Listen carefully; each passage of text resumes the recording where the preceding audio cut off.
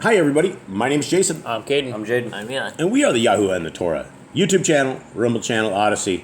You find us out there everywhere, and we are also with you right here, right now. And we are reading a very, very large book. And as I look over at Eli, who actually has this very large book, it looks like it's about an inch and a half thick with really small print in Eli's book. So this book is absolutely huge. So when I say that we're going to be going over this for a very long time, I believe it. And let us begin and see if Jaden can actually nail this and give us a quick breakdown of exactly, Jade or Cade, whoever it was, what exactly did we read last time? We are in the introduction of Flavius Josephus. And Flavius Josephus, for anybody who does not know, is a historian. He's a Jewish historian. And inside of his book is a tremendous amount of scriptures that he has basically accounted for. And so we found a tremendous amount of things in this that are really good. And it doesn't get exciting until about here, when we start talking about the antiquities of the Jews. And book one is when we can actually get some meat and potatoes. Prior to that, we are living in the introduction. And the introduction is very long, very, very lengthy. But Jaden or Caden, somebody give me a quick breakdown of what has happened with the life of Josephus, Flavius Josephus. So we start off, and he's born. We basically get that he's born. He's into the Jewish nation, and as he's growing up, he decides he wants to become one of the higher ups. He becomes what is called a Sadducee. Yeah, one of the high level Sadducees. He spends time back out with a guy who eats bugs for a living. Oh, Klaus. Was it Klaus? That was Klaus. Klaus Schwab. Oh, he wants. Not Klaus. That Klaus. Oh, that Klaus. That guy wants to see bugs. There's another guy. I don't remember his name. Yeah. Anyways, he found out that, but he also became like a sort of a leader of sorts of people, and he always tried to keeping his people out of war. He became good friends with the emperors of Rome. He became good friends with them. He got the name Flavius from the people of Rome because he was like one of their servants. That was kind of like a bestowed name that people of Rome got. Wasn't that his family name though, Flavius? That was the emperor, yeah. The emperor. His Josephus something. Okay. I don't remember what the last name was. I don't think it ever specifies again. Okay. Jay, do you have anything to add to this? Kay, do you have anything? No, I talked about how he was trying to, the Jews would get to war and they would try to fight back. And he would tell them not to fight back because there's nothing they could do. So, So this guy was positioned. This guy was a what you could probably call a made man. He was in a position of a lot of authority. And there's a lot of interesting stories that he has in this introduction. And by the time, when I got done reading through the introduction, it almost sounded to me like it was one of these stories that was, it's right on the edge of fantasy, right? Because there was so much stuff that as he gets into this, Josephus, he's into a lot of wars. So let's continue on. Let's read through this. And if you guys have never seen the very first one, this is a second part in this series. And there'll be many, many parts, but we will put them down as we can get them in. Okay, you guys ready? Mm-hmm. Okay, 11 is where we are starting off on this. But Gamala preserved in its allegiance to the Romans for the reasons following. Philip, the son of Josephus, who was their governor under King Agrippa, had been unexpectedly preserved when the royal palace at Jerusalem had been besieged, but as he fled away, had fallen into another danger, and that was of being killed by Menahem and the robbers that were with him. But certain Babylonians who were of his kindred and were then in Jerusalem hindered the robbers from executing their design. I think I might skip a line. And the robbers that were with him, but certain Babylonians who were his kindred and were then in Jerusalem, hindered the robbers from executing their design. So Philip stayed there 4 days and fled away on the 5th, having disguised himself with fictitious hair, that he might not be discovered. And when he was come to one of the villages to him belonging, but one that was situated at the border of the citadel of Gamala, he sent to some of those that were under him, and commanded them to come to him. But Yahuwah himself hindered that intention, and this for his own advantage also. For had it not so happened, he had certainly perished. For a fever having seized upon him immediately, he wrote to Agrippa and Bernice, and gave them to one of his freedmen to carry them to Varus, who at this time was procurator of the kingdom, which the king and his sister had entrusted him withal, while they were gone to Berytus with an intention of meeting Gessus. When Varus had received these letters of Philip, and had learned that he was preserved, he was very uneasy at it, as supposing that he should appear useless to the king and his sister. Now Philip was come. He therefore produced the carrier of the letters before the multitude and accused him of forging the same, and said that he had spake falsely when he related that Philip was at Jerusalem, fighting among the Jews against the Romans. So he slew him. And when this freedman of Philip did not return again, Philip was doubtful what should be the occasion of his stay, and sent a second messenger with letters, that he might, upon his return, inform him of what had befallen the other that he had sent before, and why he tarried so long. Varus accused the messenger also, when he came, of telling a falsehood, and slew him, for he was puffed up by the Syrians that were at Caesarea, and had great expectations. For they said that Agrippa would be slain by the Romans for the crimes which the Jews had committed, and that he should himself take the government, as derived from their kings. For Varus was, by the confession of all, of the royal family, as being a descendant of Sohemus, who had enjoyed a tetrarchy about Libanus, for which reason it was that he was puffed up, and kept the letters to himself. He contrived also that the king should not meet with those writings, by guarding all the passes, lest anyone should escape and inform the king what had been done. He moreover slew many of the Jews in order to gratify the Syrians of Caesarea. He had a mind also to join with the Trachonites in Batanea, and to take up arms and make an assault upon the Babylonian Jews that were Ecbatana, for that was the name they went by. All right, what in the world is going on? Do you guys catch So we have any the of guy this? who's Philip, he's basically, people were out to kill him. Right. He was out to die, so he put on a wig and ran away. Okay. And then ended up sick. Yeah. He stayed in a place where he was familiar with and sent letters out to the king to let him know why he's gone. Yeah. Why he's sick, what's going on with him. And then his servants ended up dead several times. Yeah, and so these letters keep getting intercepted by this dude, and so everybody that goes to them is getting killed. Okay, let's continue on. He had a mind also to join with the Trachonites in Batanea. Did I do that one? Or are we 54? 55. He therefore called to him 12 of the Jews of Caesarea, of the best character, and ordered them to go to Ecbatana, and inform their countrymen who dwelt there, that Varus hath heard that you intend to march against the king, but not believing that report, he hath sent us to persuade you to lay down your arms, and that this compliance will be a sign that he did well not to give credit to those that raised the report concerning you. He also enjoined them to send 70 of their principal men to make a defense for them as to the accusation laid against them. So when the 12 messengers came to their countrymen at Ecbatana and found that they had no designs of innovation at all, they persuaded them to send the 70 men also, who not at all suspecting what would come, sent them accordingly. So these 70 went down to Caesarea together with the 12 ambassadors, where Varus met them with the king's forces, and slew them all together with the 12 ambassadors, and made an expedition against the Jews of Ecbatana. But one there was of the 70 who escaped, and made haste to inform the Jews of their coming, upon which they took their arms, with their wives and children, and retired to the citadel at Gamala, leaving their own villages full of all sorts of good things, and having many 10,000s of cattle therein. When Philip was informed of these things, he also came to the citadel at Gamala. And when he was come, the multitude cried aloud and desired him to resume the government, and to make an expedition against Varus and the Syrians of Caesarea. For it was reported that they had slain the king. But Philip restrained their zeal, and put them in mind of the benefits the king had bestowed upon them, and told them how powerful the Romans were, and said it was not for their advantage to make war with them, and at length he prevailed with them. But now when the king was acquainted with Varus's design, which was to cut off the Jews of Caesarea, being many 10,000s, with their wives and children, all in one day, he called to him Equilinus Modius, and sent him to be Varus's successor, as we have elsewhere related. But still Philip kept possession of the citadel of Gamala, and of the country adjoining it, which thereby continued in their allegiance to the Romans. All right, you guys clear as mud? You guys, is this? You guys get this? A lot of cities I don't know. A lot of names that are just being thrown around. There's a tremendous. Yeah, this is a whole European land over here, is what it is. And so some of this will come back. Like the thing about the letters, when all those guys were getting the letters and going to those, we'll hear a lot about that later. It tells quite a bit more about that whole situation. Okay, we're at 12 now. Now, as soon as I was come into Galilee, and had learned this state of things by the information of such as told me of them, I wrote to the Sanhedrin in Jerusalem about them, and required their direction what I should do. Their direction was that I should continue there, and that if my fellow legates were willing, I should join with them in the care of Galilee. But those my fellow legates, having gotten great riches from those tithes which as priests were their dues, and were given to them, determined to return to their own country. Of course. Yeah.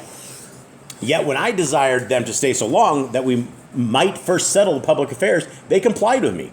So I removed together with them from the city of Sepphoris and came to a certain village called Bethmas, 4 furlongs distant from Tiberias. And thence I sent messengers to the Senate of Tiberias and desired that the principal men of the city would come to me.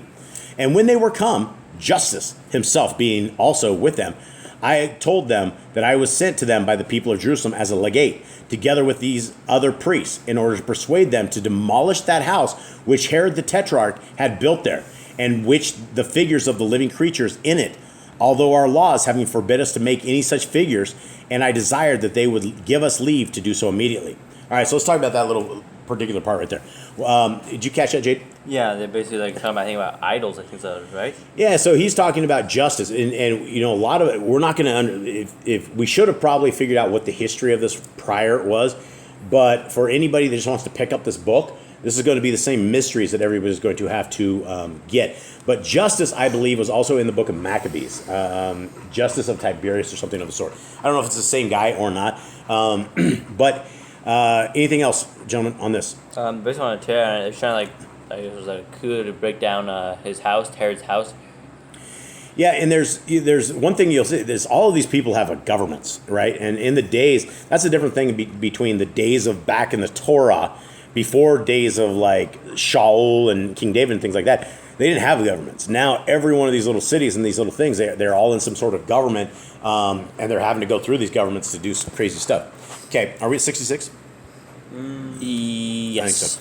But for a good while, Capellus and the principal men belonging to the city would not give us leave, but were at length entirely overcome by us, and were induced to be of our opinion.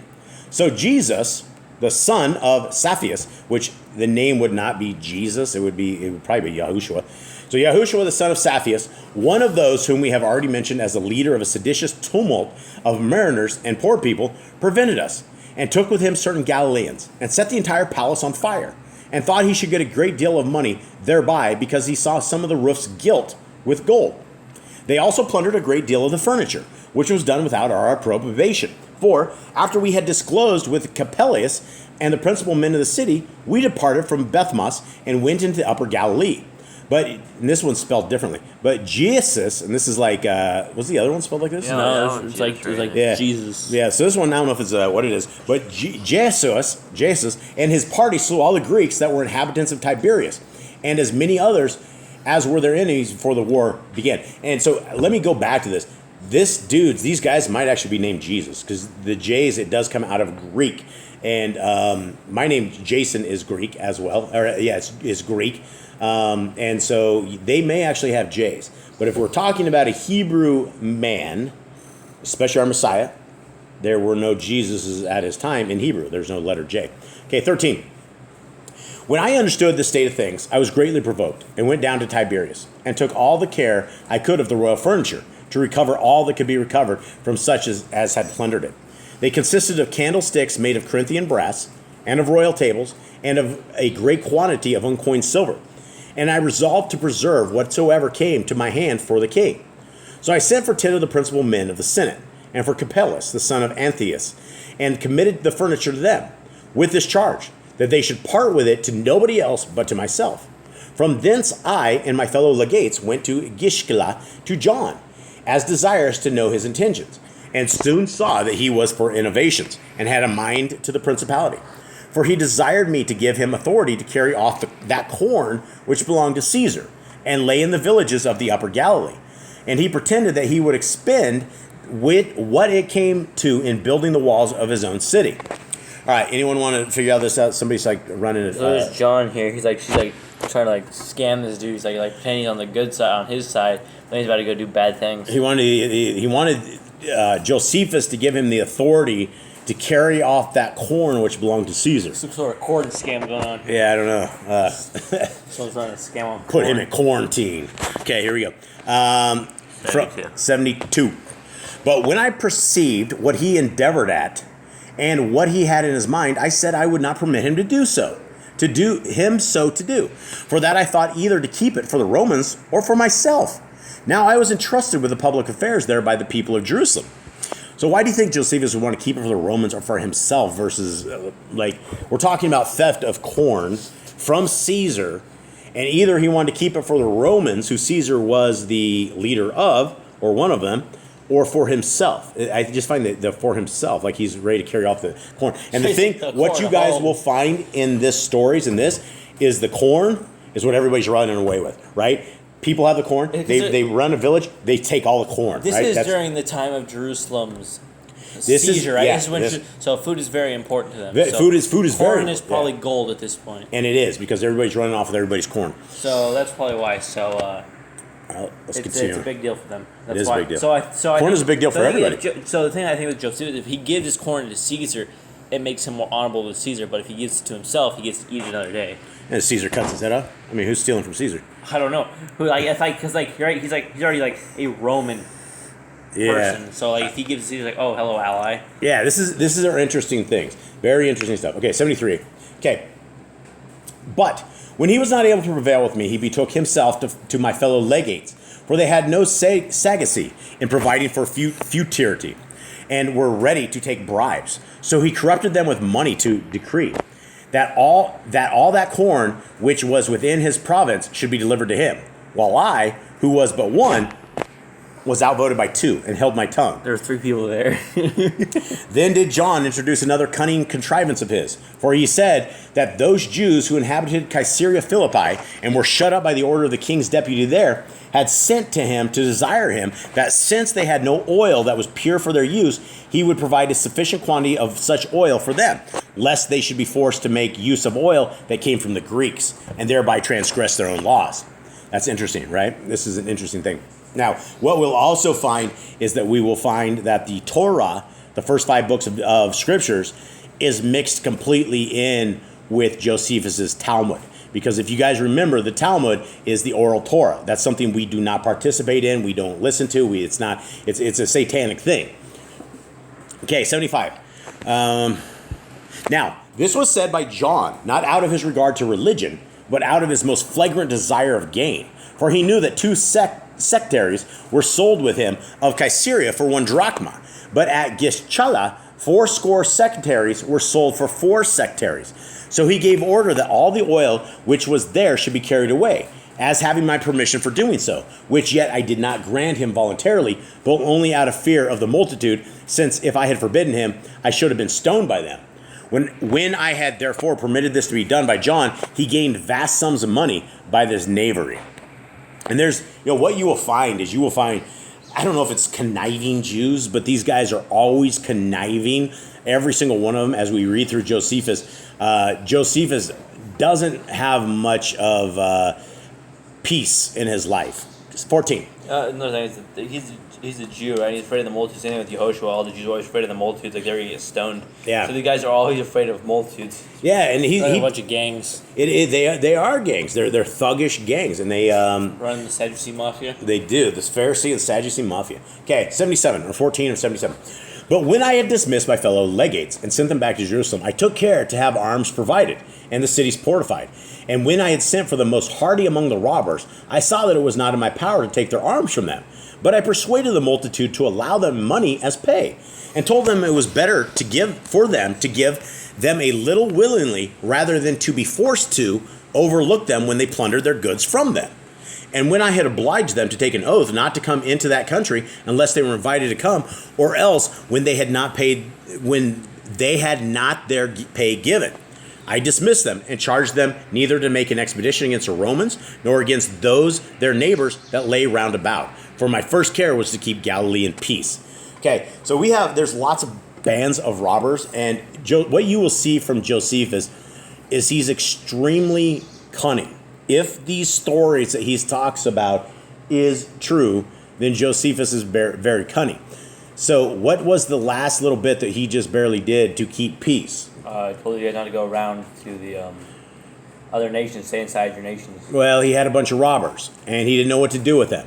So he decided that he should pay them, because if he paid them, it was better to pay them and keep them off of them than to have these guys come and plunder their house right before them. And so he, again, is taking care of his countrymen. And like he says, for my first care was to keep Galilee in peace. And that's what this dude, Josephus, does. He definitely, if these stories are true, he is somewhat of a peacemaker, but he's a cunning one. 79. So I was willing to have the principal of the Galileans, in all 70, as hostages for their fidelity, but still under the notion of friendship. Accordingly, I made them my friends and companions as I journeyed, and set them to judge causes. And with their appropriation, it was that I gave my sentences, while I endeavored not to mistake what justice required, and to keep my hands clear of all bribery in those determinations. I was now about the 30th year of my age, in which time of life it is a hard thing for anyone to escape the calamities of the envious, although he restrained himself from fulfilling any unlawful desires, especially where a person is in great authority. Yet did I preserve every woman free from injuries, as to what presents were offered me? I despised them, as not standing in need of them, nor indeed would I take those tithes, which were due to me as a priest, for those that brought them. Yet I do confess that I took part of the spoils of those Syrians, which inhabited the cities that adjoined to us, when I had conquered them, and that I had sent them to my kindred at Jerusalem. Although when I twice took Sepphoris by force, and Tiberias 4 times, and Gadara once, and when I have subdued and taken John, who often laid treacherous snares for me, I did not punish with death either him or any of the people forenamed, as the progress of this discourse will show. And on this account, I suppose, it was that God, Yahuwah, who is never unacquainted with those that do as they ought to do, or delivered me still out of the hands of those my enemies, and afterwards preserved me when I fell into those many dangers, which I shall relate hereafter. Now we're going to the translator's notes and read this thing, because they always put this right in the middle of a sentence. Okay, our Josephus shows, both here and everywhere, that he was a most religious person, and one that had a deep sense of Yahuwah and his providence upon his mind, and ascribed all his numerous and wonderful escapes and preservations in times of danger to Yahuwah's blessing him and taking care of him. And this is an account of his acts of piety, justice, humanity, charity to the Jews, his brother. Okay, thoughts, anyone? It goes on the very bottom of the page on mine. It's like Yeah. in the way. Yeah, so Eli's book doesn't have this stuff like right in the middle. These guys on this PDF, they have put everything from the bottom of the book right into the middle of it. Yours has like the little eye thing on God, right? Yeah, it does. What is your say? It does, and then it has like the little eye at the bottom where it shows that's footnote relating to God. That's Okay. what they said there. Okay, 16. Anyone have any comments or anything so far? No. Okay. All right. 22 minutes you're into this thing. Let's go for hours. Okay, just kidding. 84. Now the multitude of the Galileans had that great kindness for me and fidelity to me, that when their cities were taken by force and their wives and children carried off into slavery, they did not so deeply lament for their own calamities. This is interesting, because sometimes the word is calamies, Calumies, and sometimes it's calamities. So I find the writing in this very interesting. As they were solicitous for my preservation. But when John saw this, he envied me and wrote to me, desiring that I would give him leave to come down and make use of the hot baths of Tiberia for the recovery of the health of his body. Accordingly, I did not hinder him, as having no suspicion of any wicked designs of his. And I wrote to those to whom I had committed the administration of the affairs of Tiberius by name, that they should provide a lodging for John, and for such as should come with him, and should procure him what necessaries soever he should stand in need of. Now at this time my abode was in a village of Galilee, which is named Cana. But when John was come to the city of Tiberias, he persuaded the men to revolt from their fidelity to me, and to adhere to him. And many of them gladly received the invitation of his, as ever fond of innovations, and by nature disposed to changes, and delighting in seditions.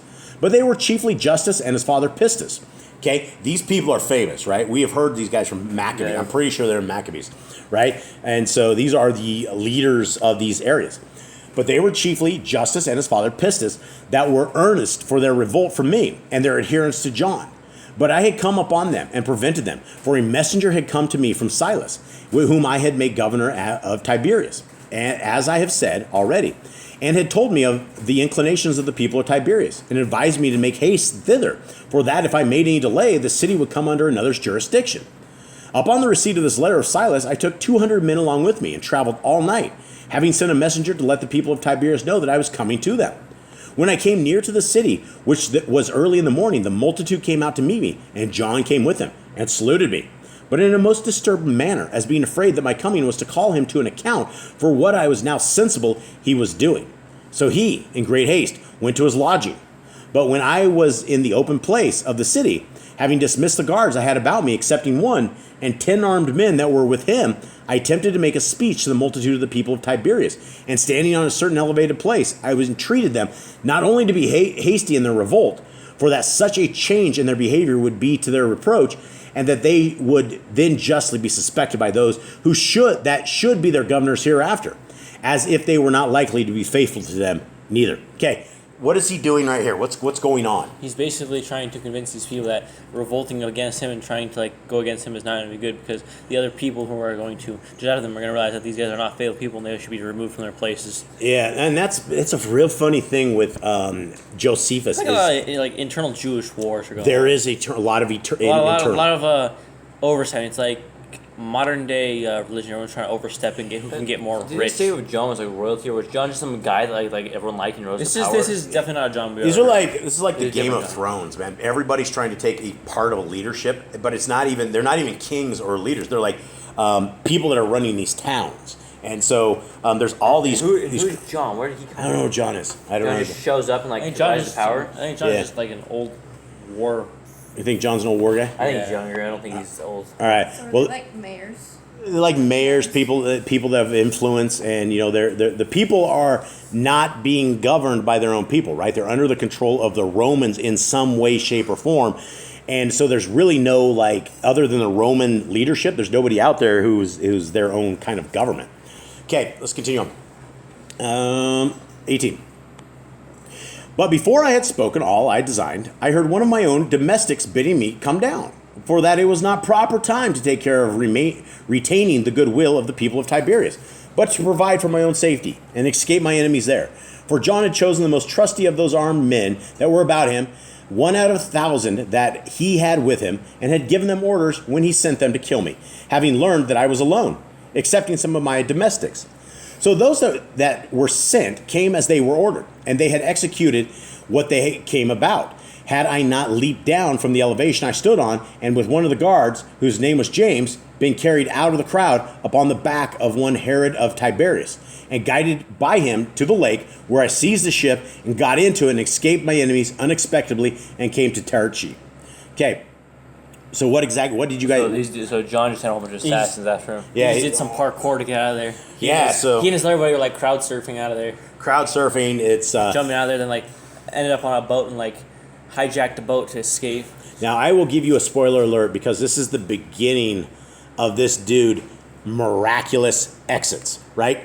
Every one of his people are trying to kill him. Yeah, well, everybody's trying to kill him. If this dude is real and these stories are correct, Yah is completely on his side, because he should have been smoted right here, right? He's right here in the middle of a town. You don't have cops. You don't have anything. You have people that are standing with you. He sent all the people away that were supposed to take care of him because he didn't think these guys were at it.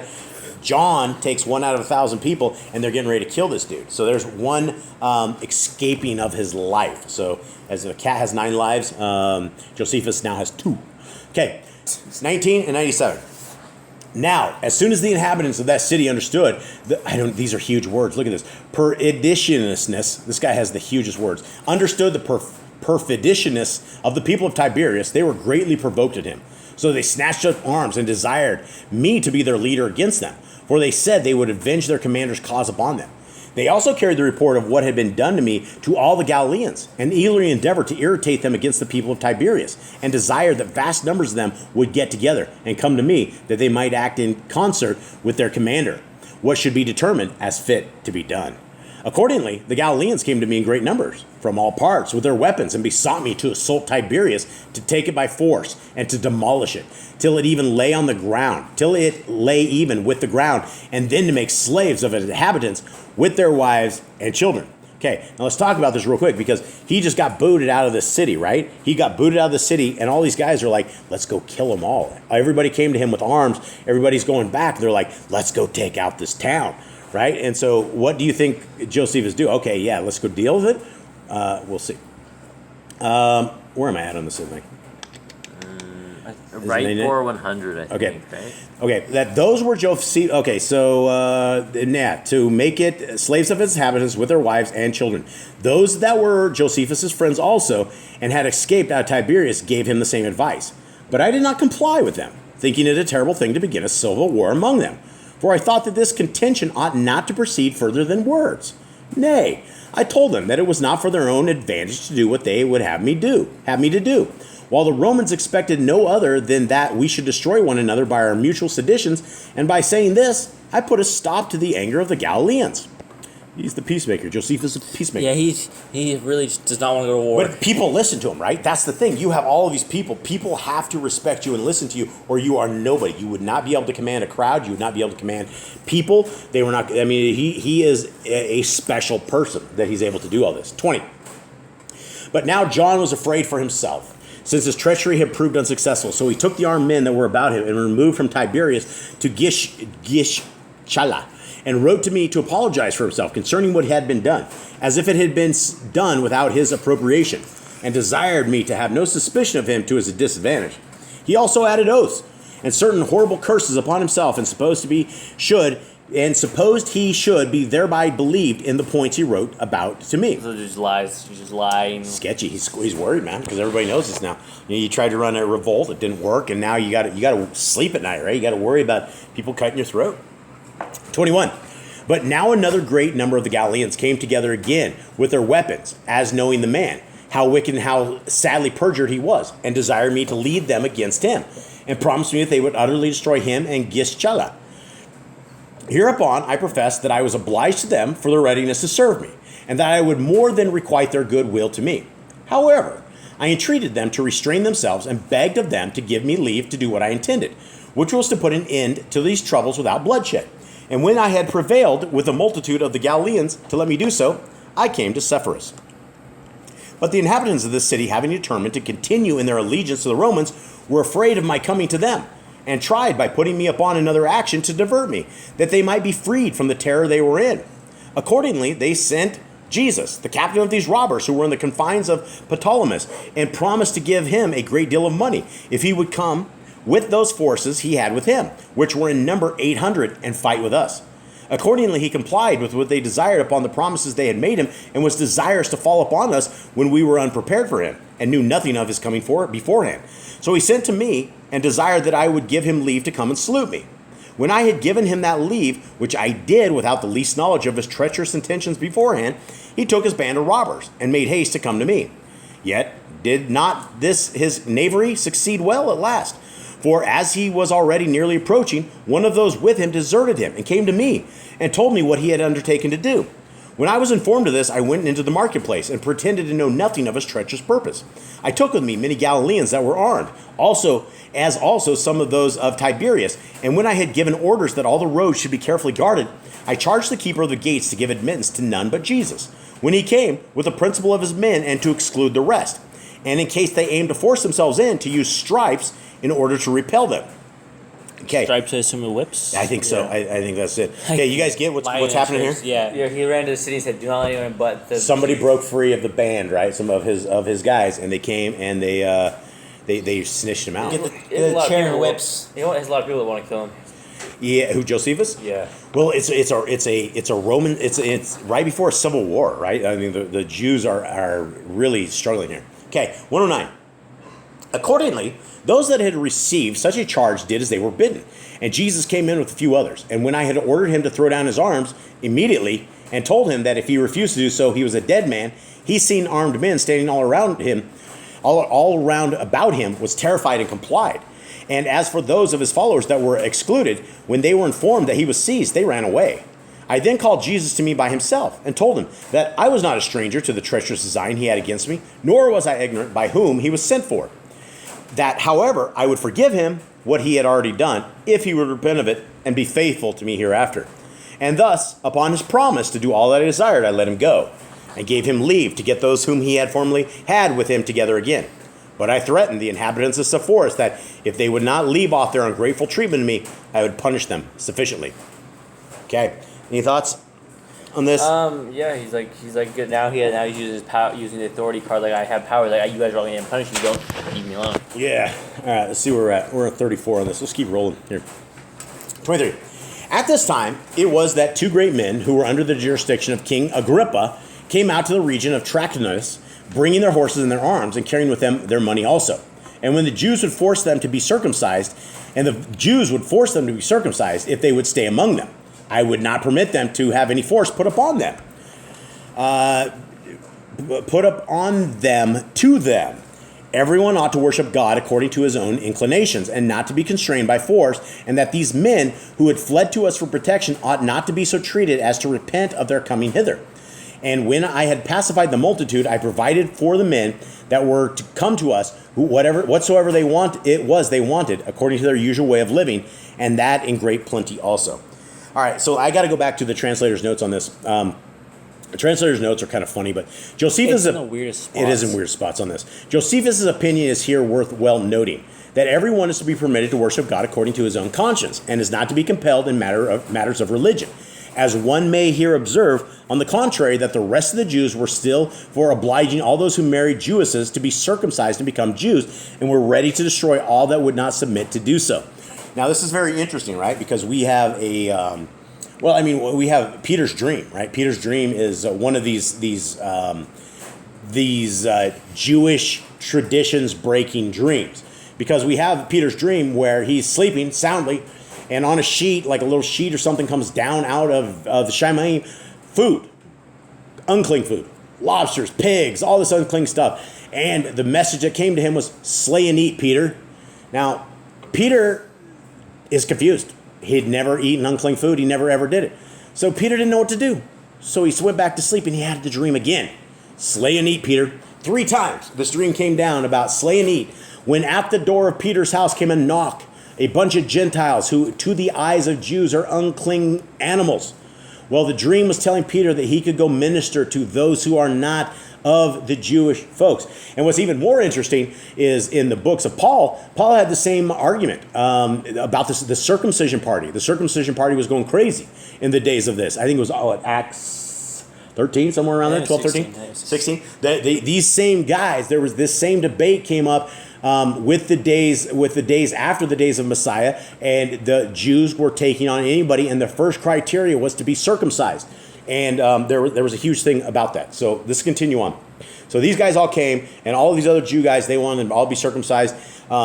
What's interesting, though, is that they let these people in and around them according to their own inclinations. And it says, even a great plenty also. So my guess is they were commandment-breaking people that, whatever it was, that these guys just looked away from whatever it was they were doing just to maintain the peace. Okay, 24. Now, King Agrippa sent an army to make themselves masters of the citadel of Gamala and over at Aquilius, Modius.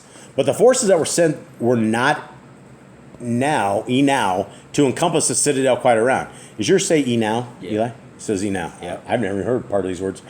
They were not enow to encompass the citadel quite around, but lay before it in the open places and besieged it. So I guess enow was like spread out would be the word. Is what we're looking for here. Maybe. Anyone? I'm not sure. Okay, but when Ebutius, the Decurion, who was entrusted with the government of the Great Plain, heard that I was at Simonius, a village situated in the confines of Galilee, and was distant from him 60 furlongs, he took 100 horsemen that were with him by night, and a certain number of footmen, about 200, and brought the inhabitants of the city of Gibeah along with him as auxiliaries, and marched in the night, and came to the village where I abode. Upon this, I pitched my camp over against him, which had a great number of forces in it. But Ebutius tried to draw us down into the plain, as greatly depending upon his horsemen. But we would not come down, for when I was satisfied of the advantage that his horse would have if we came down in the plain, while we were all footmen, I resolved to join battle with the enemy where I was. Now Ebutius and his party made a courageous opposition for some time. But when he saw that his horse were useless to him in that place, he retired back to the city Gibeah, having lost 3 of his men in the fight. So I followed him directly with 2,000 armed men, and when I was at the city of Bessara, that lay in the confines of Ptolemais, but 20 furlongs from Gibeah, where Ebutius abode, I placed my armed men on the outside of the village, and gave orders that they should guard the passes with great care, that the enemy might not disturb us until we should have carried off the corn, a great number of which lay there. It belonged to Bernice, the queen, and had been gathered together out of the neighboring villages into Bessara. So I loaded my camel and donkeys, a great number of which I had brought out with me, and sent the corn into Galilee. When I had done this, I offered Ebutus battle. But when he would not accept of the offer, for he was terrified at our readiness and courage, I altered my route and marched toward Neapolitanus, because I had heard that the country about Tiberias was laid waste by him. This Neapolitanus was captain of a troop of horse, and had custody of Psychopolis, entrusted to his care by the enemy. And when I had hindered him from doing any further mischief to Tiberias, I set myself to make provision for the affairs of Galilee. All right, thoughts on this particular part, Eli? Corn. Corn. It's all about the corn. It's all about the corn. It's all about food, right? I mean, stolen everyone's corn. We're in this. These were back in the days, and this is the important stuff. We live in a world nowadays where everybody has grocery stores. The world isn't quite like this, but back in the days, if you had food, you had life, and so everybody's corn is gone. Yeah. He stole the Queen's corn. Especially in Queen's times corn. when everybody was like in war and there was like one emperor thriving, every other country was starving. Corn was everything to people. It'll keep you alive. All right, 25. But when John the son of Levi, who, as we told you before, abode in Gischala, was informed how all things had succeeded to my mind, and that I was much in favor with those that were under me, as also that the enemy were greatly afraid of me, he was not pleased with it, as thinking my prosperity tended to his ruin. So he took up a bitter envy and enmity against me, and hoping that if he could inflame those that were under me to hate me, he should put an end to the prosperity I was in. He tried to persuade the inhabitants of Tiberias and of Sepphoris, and for those of Gabara, he supposed they would also be of the same mind with the others, which were the greatest cities of Galilee, to revolt from their subjection to me, and to be of his party, and told them that he would command them better than I did. As for the people of Sepphoris, who belonged to neither of us, because they had chosen to be in subjection to the Romans, they did not comply with his proposal, and for those of Tiberias, they did not intend so far comply as to make a revolt from under me, but they agreed to be his friends, while the inhabitants of Gabara did go over to John, and it was Simon that persuaded them to do so, one who was both the principal man in the city and a particular friend and companion of John. It is true, these did not openly own the making of a revolt, because they were in great fear of the Galileans, and had frequent experience of the good they bore to me. Yet they did privately watch for a proper opportunity to lay snares for me, and indeed, I thereby came into the greatest danger on the occasion following. 26. There were some bold young men in the village of Daberata, who observed that the wife of Ptolemy, the king's procurator, was to make a progress over the great plain with a mighty attendance, and with some horsemen that followed as a guard to them, and this out of a country that was subject to the king and queen, into the jurisdiction of the Romans, and fell upon them on a sudden, and obliged the wife of Ptolemy to fly away, and plundered all the carriages. They also came to me in Terrace with 4 mules, loading of garments and other furniture, and the weight of the silver they brought was not small, and there were 5 pieces of gold also. Now I had a mind to preserve these spoils for Ptolemy, who was my countryman, and it is prohibited. It's prohibited by our laws. I'm skipping down here, we'll do the other thing. It's prohibited by our laws even to spoil our enemies. So I said to those that brought these spoils that they ought to be kept in order to rebuild the walls of Jerusalem with them. They came to be sold. Now, let's look at what the translators here say. How Josephus could say here that Jewish laws forbade them to spoil even their enemies, while yet a little before his time our Savior had mentioned it as then a current maxim with them. Thou shalt love thy neighbor and hate thine enemy. This is where the Christians have gotten hold of this thing. This is crazy.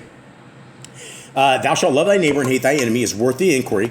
I take it that Josephus, having been now for many years an Ebomite Christian, had learned the interpretation of the law of Moses from Christ. See, these Christians have really dogged this setup. I don't think we've ever heard of him becoming an Ebonite Christian. No, I don't think any Jews were ever going to say, I converted to Christianity. Anything of the sort. What does it say? It says, he strictly says, I am a Sadducee. Yeah, and he's part of that whole thing.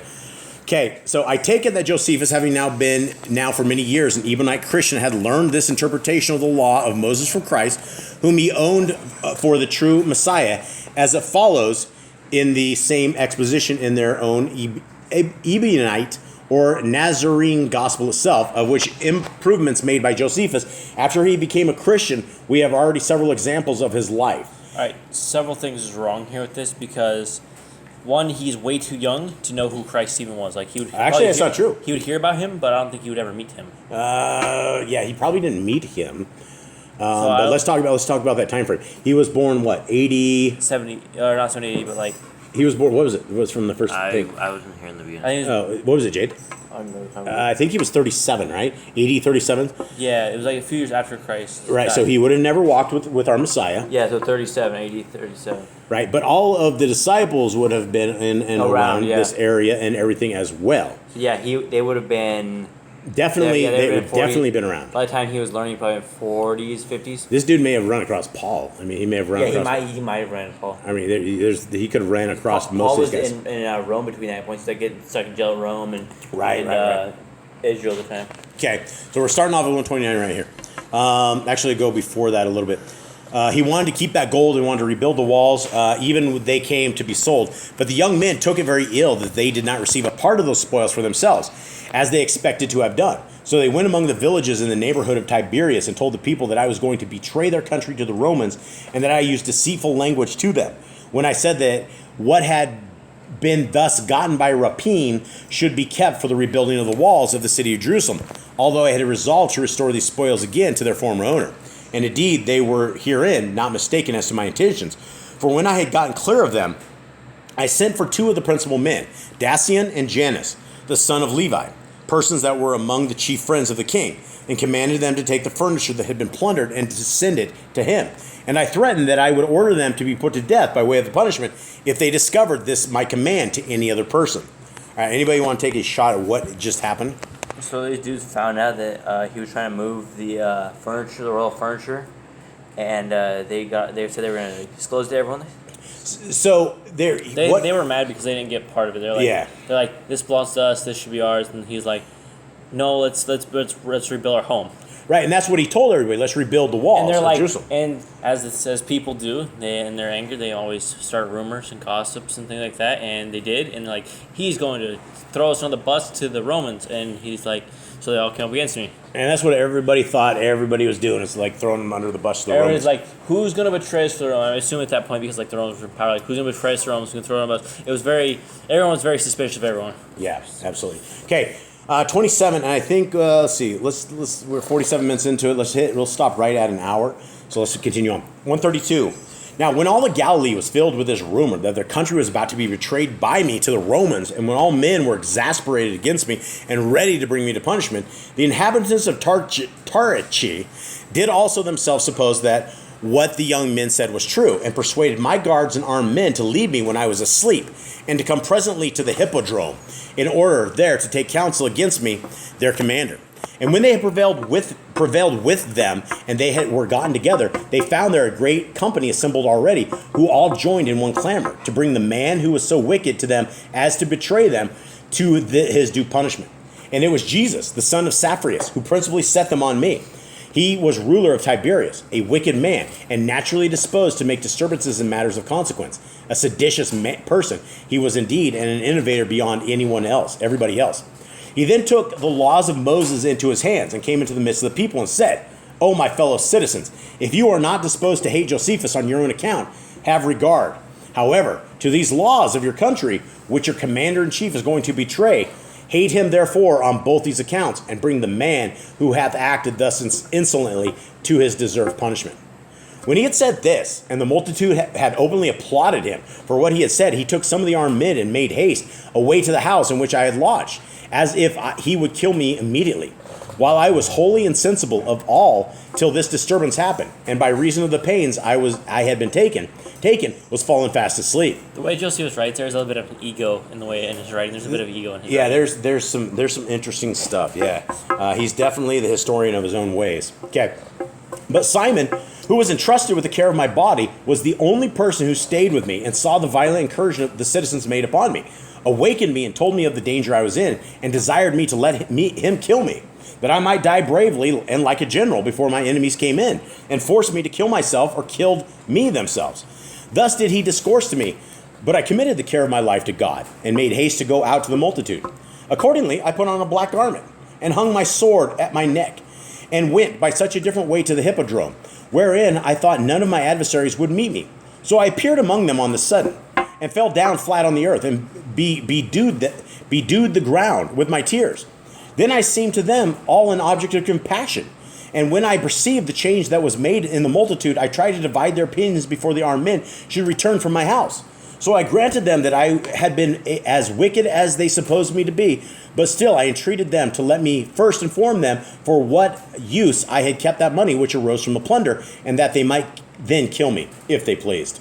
And upon the multitudes ordering me to speak, the armed men came upon me, and when they saw me, they ran to kill me. But when the multitude bade them hold their hands, they complied, and expected that as soon as I should own to them that I kept the money for the king, it would be looked on as confession of my treason, and they should then be allowed to kill me. When therefore silence was made by the whole multitude, I spake to them, O my countrymen, I refuse not to die, if justice so require. However, I am desirous to tell you the truth of the matter before I die. For as I know that this city of yours, Cherokee, was a city of great hospitality and filled with abundance, as such men have left their own countries and are come hither to be partakers of your fortune. Whatever it be, I had a mind to build walls about it, out of this money, for which you are so angry with me, while yet it was to be expended in building your own walls. Upon my saying this, the people of Tarshish and the strangers cried out that they give me thanks and desired me to be of good courage. Although the Galileans and the people of Tiberias continued in their wrath against me, insomuch that there arose a tumult among them, while some threatened to kill me, and some bade me not to regard them. But when I promised them that I would build them walls at Tiberias and at other cities that wanted them, they gave credit to what I promised, and returned every one to his own home. So I escaped the forementioned danger beyond all my hopes, and returned to my own house, accompanied with my friends. Very cunning again, gets himself out of danger. Yeah, that's extremely cunning. Can you imagine that, right? The situation that we're told about here is he is able to escape from his house, get amongst these people, and as the soldiers are basically raiding his house, he's on his knees crying before the people. The people have had compassion. So I mean, he's not stupid. This guy's like really, really smart, especially with how to deal with all of this stuff. And if these stories are true, and if all of this is real, this guy is quite the leader, that he's able to get through all of this and be able to wade through all of this. All right, we'll finish at 30 right here, and we'll talk about it, and then we will finish up. However, these robbers and other authors of this tumult, who were afraid on their own account, lest I should punish them for what they had done, took 600 armed men and came to the house where I abode, in order to set it on fire.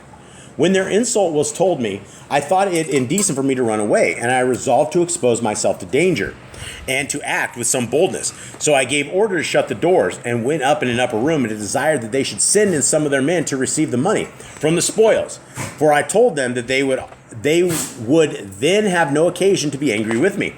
And when they had sent in one of the boldest of them all, I had him whipped severely. And I commanded that one of his hands should be cut off and hung around his neck. And in this case was he to put out those that sent him. That took quite a turn.